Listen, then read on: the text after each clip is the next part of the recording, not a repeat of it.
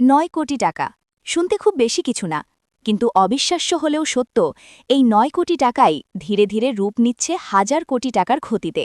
সবকিছু সূত্রপাত হয়েছিল বাংলাদেশের তারকা পেসার মুস্তাফিজুর রহমানকে আইপিএল থেকে বাদ দেওয়ার সিদ্ধান্তকে ঘিরে। বিসিসিআইয়ের নির্দেশে কলকাতা নাইট রাইডার্স মুস্তাফিজকে স্কোয়াড থেকে সরিয়ে দেয়, আর সেখান থেকেই পরিস্থিতি উত্তপ্ত হয়ে ওঠে। এরপর একের পর এক প্রতিক্রিয়া আসতে থাকে।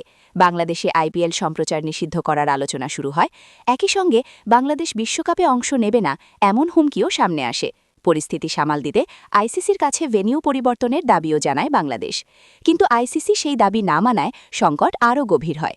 বাংলাদেশকে বাদ দিয়ে স্কটল্যান্ডকে অন্তর্ভুক্ত করার সিদ্ধান্ত পুরো ক্রিকেট বিশ্বে নতুন বিতর্কের জন্ম দেয়। এখানেই শেষ নয়, প্রতিবাদ হিসেবে পাকিস্তান ঘোষণা দেয় তারা বিশ্বকাপে অংশ নিলেও ভারতের বিপক্ষে ম্যাচ বয়কট করবে। আর ঠিক এখানেই আসে সবচেয়ে বড় ধাক্কা। বিভিন্ন সূত্র অনুযায়ী একটিমাত্র ভারত পাকিস্তান ম্যাচ না হওয়ায় প্রায় ৬,০০০ কোটি টাকার আর্থিক ক্ষতি হতে পারে। এতে আইসিসি পড়বে বড় লোকসানে, পাশাপাশি ভারতের ক্ষতিও হবে সবচেয়ে বেশি, কারণ আইসিসির আয়ের সিংহভাগই যায় ভারতের কাছে। অন্যদিকে বাংলাদেশে আইপিএল সম্প্রচার বন্ধ হলে সেখানেও বিশাল অঙ্কের ক্ষতির আশঙ্কা তৈরি হয়েছে। সব মিলিয়ে ৯ কোটি টাকার একটি সিদ্ধান্ত এখন হাজার কোটি টাকার হিসাব ছুঁয়ে ফেলেছে, আর অনেকের মতে এই অঙ্ক আরও বাড়তে পারে। এই পুরো ঘটনা নিয়ে মুখ খুলেছেন ভারতীয় রাজনীতিক শশী থারুর। তিনি স্পষ্টভাবে বলেন, মুস্তাফিজুর রহমানকে কলকাতার সঙ্গে করা চুক্তি থেকে বাদ দেওয়া উচিত হয়নি।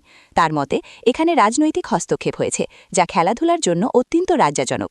তিনি আরও বলেন, বাংলাদেশের প্রতিক্রিয়া হয়তো কিছুটা আবেগী ছিল, তবে সেটি বাস্তবতারই প্রতিফলন। পাকিস্তান এখন বাংলাদেশকে সমর্থন জানিয়ে পরিস্থিতিকে আরও জটিল করে তুলছে, ফলে পুরো বিষয়টি ধীরে ধীরে নিয়ন্ত্রণের বাইরে চলে যাচ্ছে।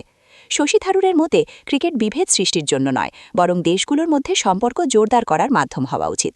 তিনি আইসিসিকে সতর্ক করে বলেন, এখনই জরুরি ভিত্তিতে আলোচনায় বসা প্রয়োজন, আর আইসিসিকেই সেই প্ল্যাটফর্ম হিসেবে দায়িত্ব নিতে হবে, কারণ এই ব্যর্থতার বোঝা কাঁধে নিয়ে কেউই চিরকাল এগিয়ে যেতে পারে না।